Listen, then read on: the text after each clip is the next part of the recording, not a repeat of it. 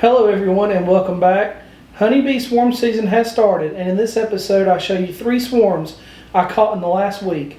After that, it's back to the Blount County Honeybee Association, where Hal Hendrix is going to discuss swarms and how to keep your hive from doing it. So like the video, subscribe to the channel, come go with us on this episode of The Good Life.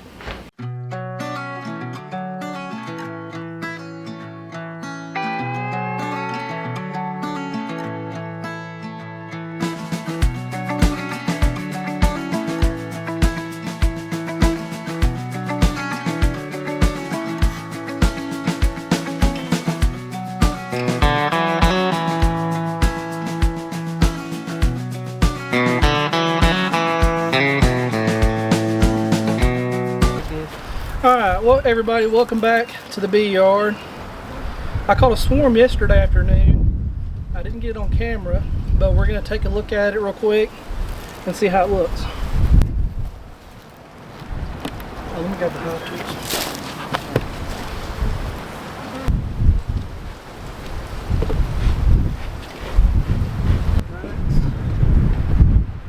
How many did you bring me? 3? 3.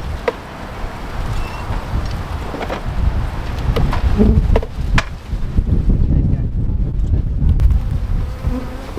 they're not happy, are they? Well, you see the wind's not working.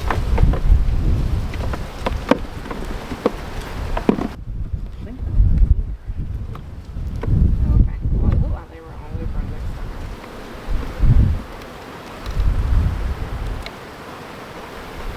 side. Oh my gosh. That's a good.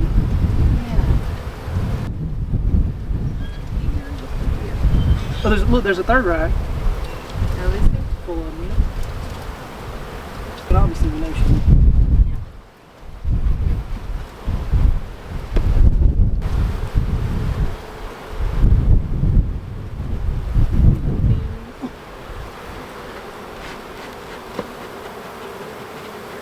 I think we have to nurse bees too. Which means, okay, so what we're going to do, we're going to grab a rack of nurse bees out of this box and put them in our swarm to kind of help our swarm get started. If we can. Got it. Yep.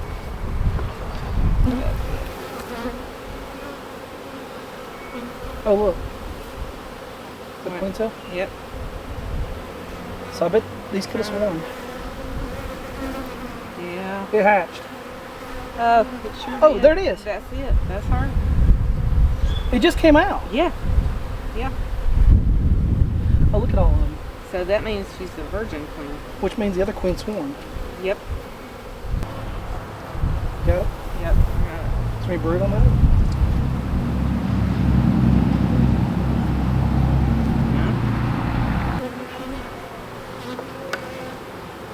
That's crazy to watch that come out.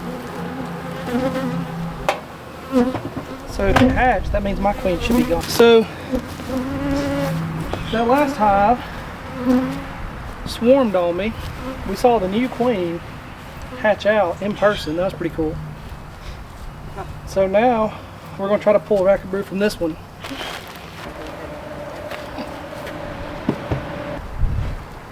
Oh. Another brood.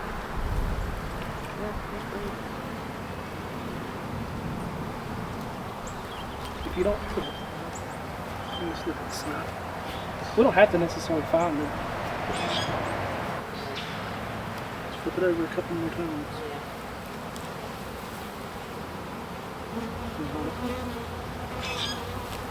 Go with. Take a little.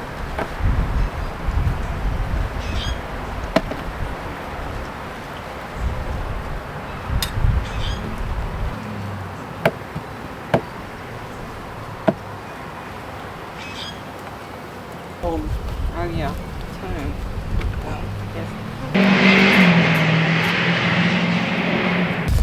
Alright guys, so this is what they call a honeybee swarm.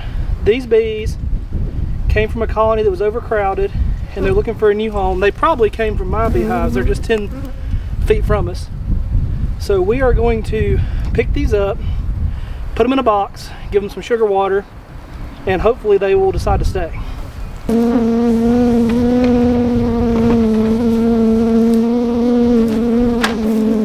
try to just pick it up.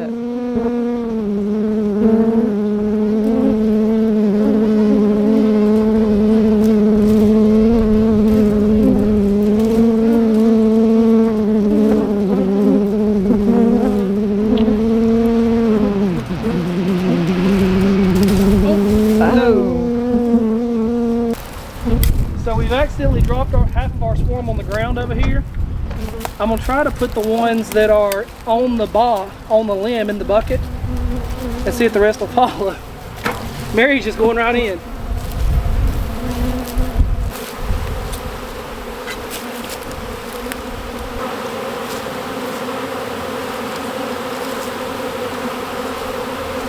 There's a box.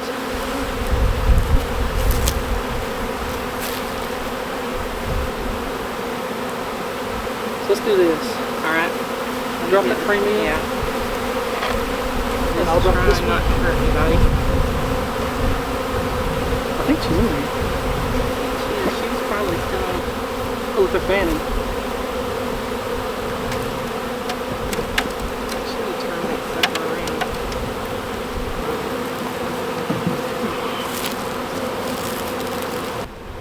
So if the bees start going in, we know we've caught the swarm. I think they're going in.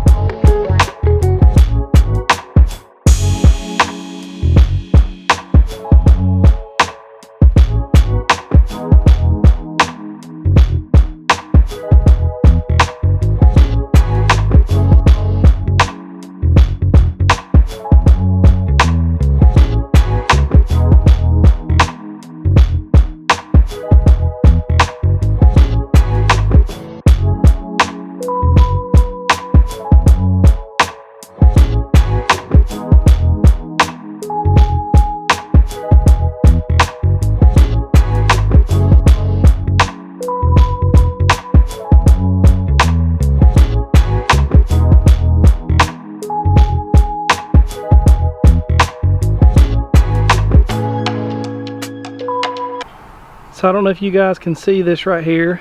There's a swarm in this tree right here.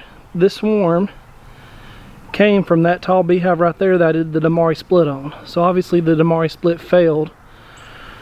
Here in a couple hours, we're going to try to get that down. There's the box. We're going to aim for it. Okay. Woo! Alright, the bucket's behind you, Mary.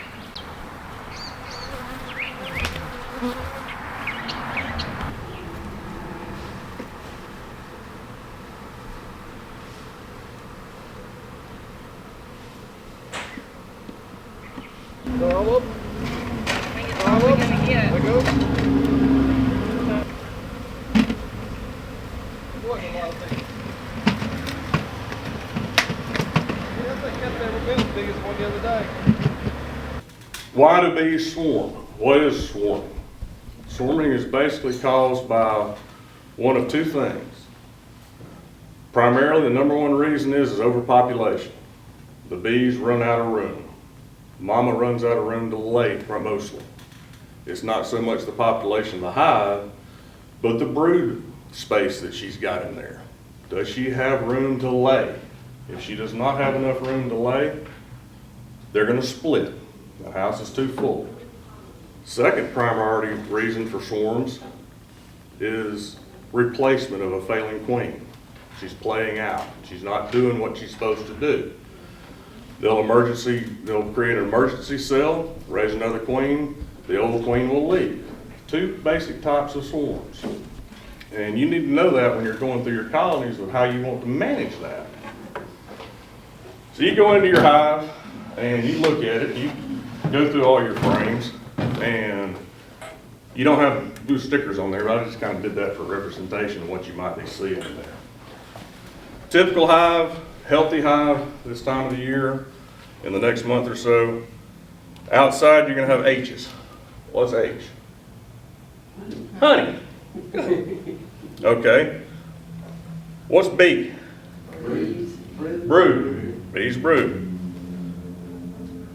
What's E and L? Eggs and larvae. Okay. So you got honey, bees and brood, eggs and larvae, brood and honey, and honey. If you open that up, what would you think about that hive? It's crowded. Something's got to give. You might already have a swarm cell in there, you might not. First priority is you need to go through there and see if you got swarm cells and deal with those swarm cells. Find your queen. You might find swarm cells and not find a queen. It might have already swarmed if it's overpopulated so much that they've already swarmed. You might not even know it's swarmed. There's that many bees in a good healthy box. You know, we got 5,000 bees to a pound of bees. You know, everybody that just got packages, you got a 3-pound package of bees, that's 15,000 bees. Good healthy colonies stacked up, you're looking at 70 to 90,000 bees. That's a lot of bees to go through. That's why I like to run a queen excluder. All right, but what can we do with this hive? We can either keep it like it is and let it hit the trees. We can manipulate this hive so it will become stronger, have more bees to defend against varroa mites, small hive beetles, pests, more workers to produce more honey and produce more of an income for you or rewards. We can split this hive. We can just go ahead and split it, move it off, move it away. All these things are doing one thing. They're producing and helping bee space. Bee space is the most important thing in a colony. Too much space, too much room to defend. Not enough space, they're gonna swarm. So, that being said,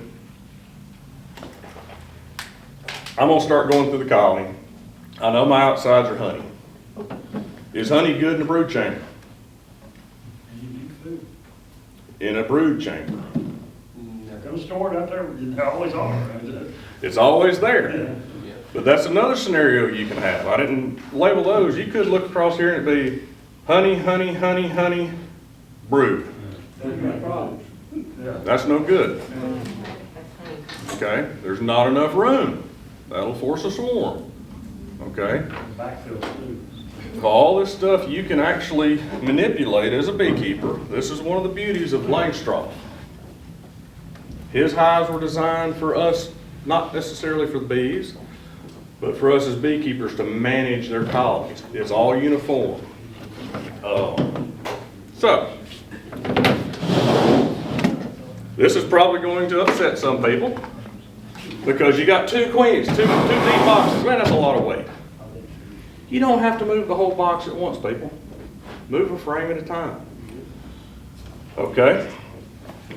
The concept of what I'm going to do and the way I run them is I will take half my brood out of the bottom, move it up above a queen excluder.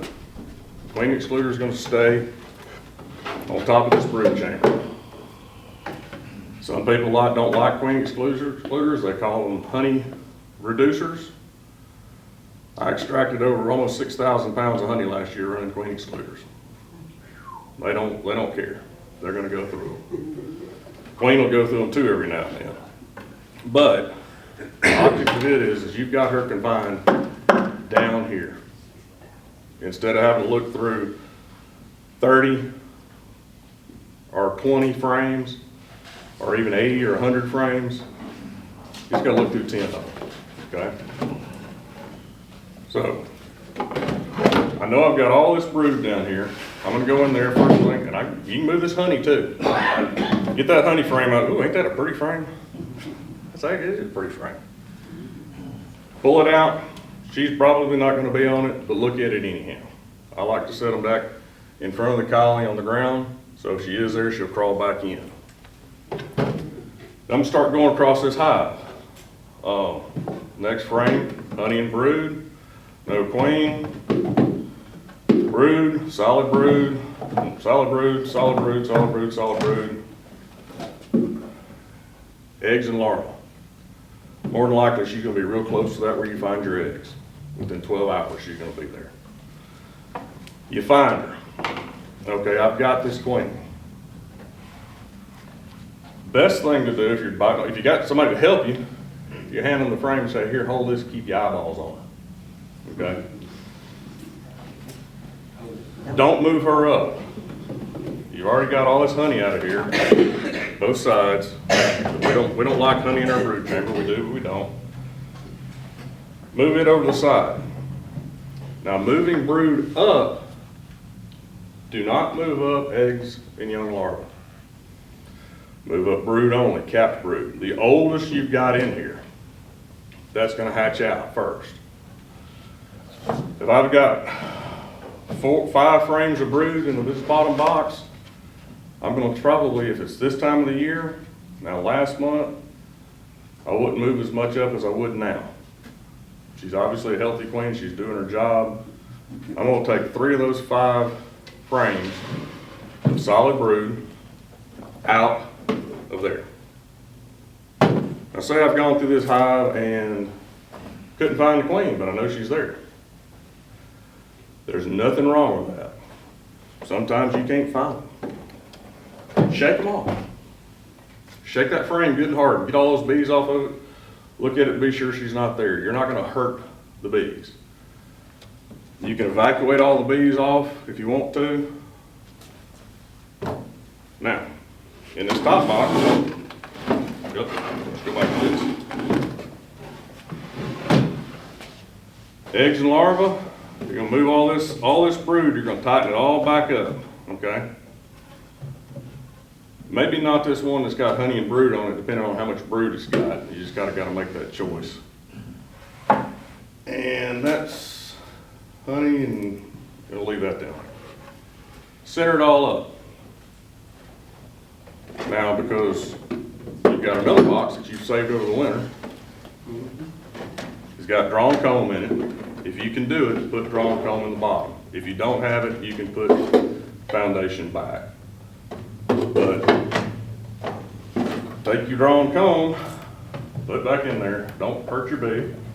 You're going to replace keeping your cluster together in the middle.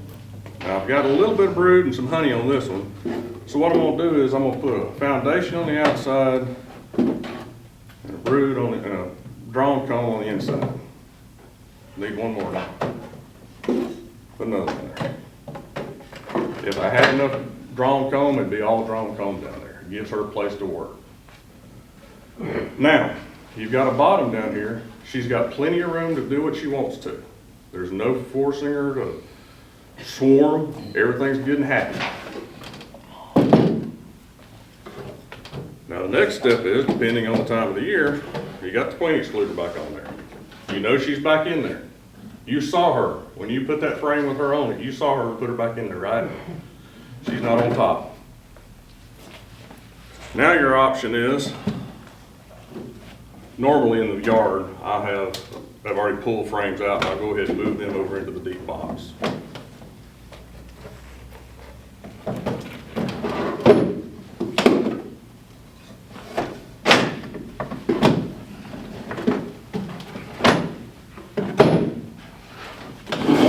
Put them back in the next deep box, like that. Brood in the middle, it's the warmest spot in the hive. Honey on the outside, then foundation for them to work on. Got no problem with them working on that foundation. I want them to draw it out. Store as much honey as y'all want to in there, girls, that's fine, we'll extract it. You got it all like that. Now, if it's warm enough in the season, you're not worrying about super cold nights, put your honey super back on top of that queen excluder. Now, as long as you've got plenty of bees in this box. Now take The one that's got the brood on it, set it up top. The nurse bees will go back up here to this brood and take care of it. Okay?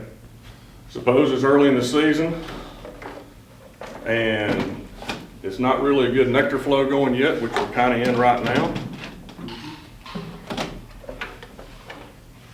Do it like that. Leave the honey super off. If you haven't put a honey super on yet, you can go straight double Ds. But you're not running a true double D. A true double D does not have a queen excluder. She can go anywhere she wants to. But the problem with that is they'll store honey everywhere. You can't manipulate her. You want to manipulate her and get this hive brooding for brood space. Okay. Let them do what they want to in here. Well, I'm wasting all that deep brood deep foundation for honey. It'll extract just like the mediums will. It's heavy, but you can put 5 or 6 in a tote and tote it off one at a time if you have to when it's time to rot. First scenario. Now, what has that done? All this brood up top does not require a queen to hatch out. So these bees will hatch out and go do their work in the hive as they see fit. You've stopped the swarm, okay? Because you've all of a sudden created all this extra space downstairs for her to work. Well, what does that mean? 800 to 1,200 eggs a day more that she can lay, build a stronger colony. Okay? So, I've gone through this hive, and when I'm going through there, lo and behold, there's a peanut hanging off this thing. Right down here on the bottom.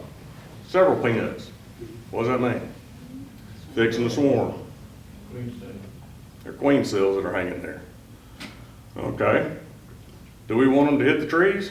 Do we want our old fabulous queen who's doing a fabulous job of blowing this hive out? She's rocking this hive one end to the other, producing and producing and producing eggs. Do we want to possibly lose her? But I got a swarm trap in my apiary out there. Is they going to go to that swarm trap? No. They're going to go to the Walmart parking lot. Aren't they? And then it's going to be a roll of the dice of who gets your bees. This county is covered up with swarm traps. There are swarm traps everywhere. So, do you want to keep your bees? Okay, you got an option now. Are those queen cells capped already? Are they open? Do you see larvae in them? Do they look old like they're fixing to hatch? That's important. If it is young queen cells that just have a larva in it, that they're still babying and raising, you can move that frame with nurse bees and that swarm cell over into a nice nuke box. Okay? With bees. Find you a frame of solid brood. Put it in there because they're going to need nurse bees to help take care of mama. Put it in a nuke box. Take it off. Take it off a ways. Not 5 feet, but usually hopefully a mile or 2. Let them raise. Raise a new queen. You got a second hive. Okay. Still got mama. She's still doing her thing. You just raised an offspring. You go into this colony and you look at that cell and you think, the end of that peanut kind of looks like they're starting to chew it off. Gone through this hive, gone through this hive, gone through this hive. Can't find the queen. Go through it the third time. There she is. She looks a little thin. She's looking a little slim and trim than she did the last time I saw her. What does that mean? She's new.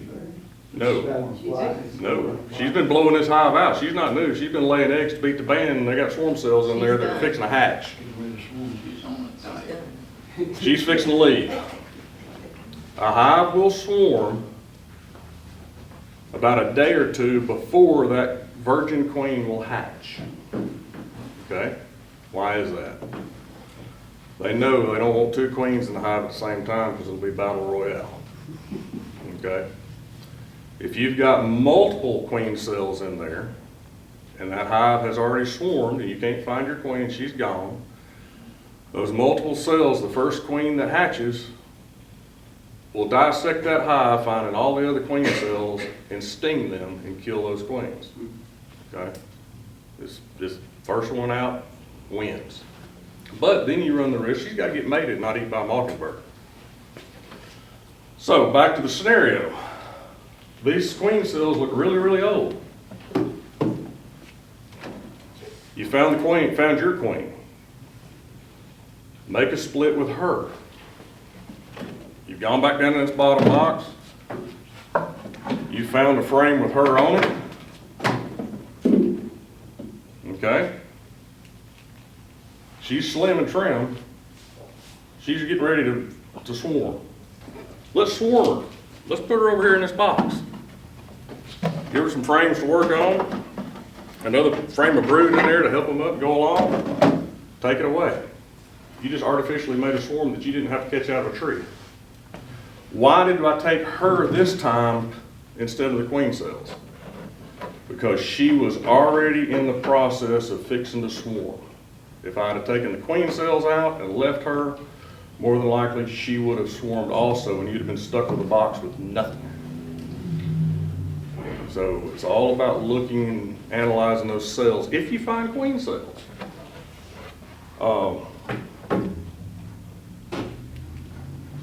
You go in here, you don't find any queen cells at all, everything looks good, but I want more bees.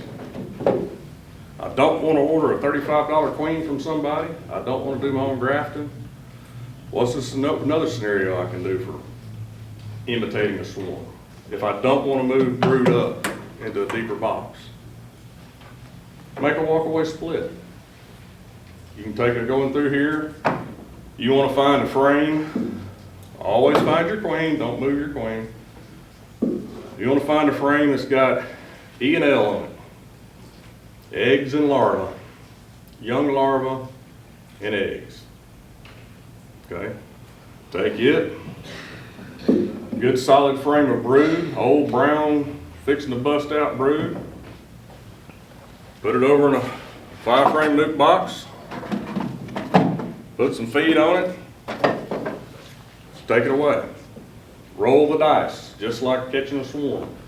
You're gonna roll the dice and see if they should, with having eggs and very young larvae, not smell the queen's pheromone, raise their own queen out of one of those young eggs or larvae, well, extremely young larvae.